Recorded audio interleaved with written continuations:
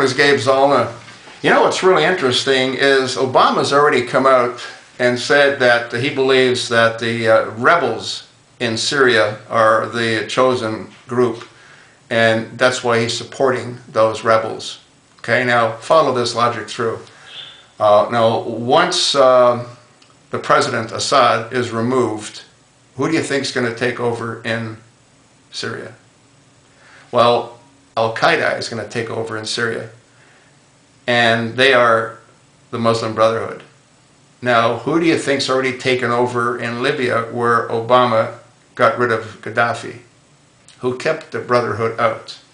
You're right again, Al-Qaida and the Muslim Brotherhood. Who's taken over Egypt when Obama didn't support Mubarak, who was there for 35 years and got along well with Israel and created no real issues?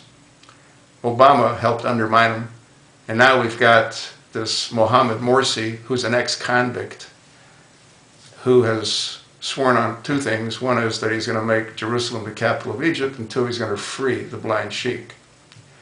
Now, people think that Obama is trying to bring back the military from Afghanistan because he wants to prevent further bloodshed. I don't think that's why he wants to bring them back. No, he wants to bring them back because he doesn't want them to be able to protect the country anymore. The Afghans on their own and the Iraqis on their own cannot protect their own countries. And they're not going to have to protect their own countries from other countries. That's not the issue. They're going to have to protect their countries from Al-Qaida, and they can't. And Obama knows that they can't. So by Obama bringing the military out of Afghanistan, what he's doing is he's opening up the door for Al-Qaida and the Brotherhood, no different than he opened up the door for Al-Qaida and the Brotherhood in Libya. And he's working feverishly to do the same thing over in Syria. I mean, you know, even in Libya, he had to give it a little push because, you know, the armies of Gaddafi, they were sort of beaten, the bad guys. So what Obama did was he launched some military strikes, airstrikes, and that sort of leveled the playing field and then allowed the Brotherhood to take control. Now, Jordan's going to fall next, and I've said this on a couple of videos before, but I didn't introduce this whole thing with Afghanistan. And again, the reason he wants to bring them back, and now he's in a rush to bring them back, because he wants to expedite the takeover of the country. Now, what do you think is going to happen to oil prices? He shut down printing or drilling for oil here.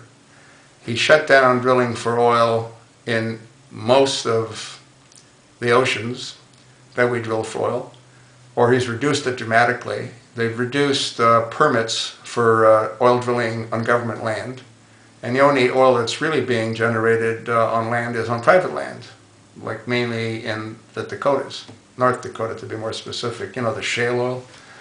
He shut down a pipeline from Canada that would have brought in millions of gallons of oil.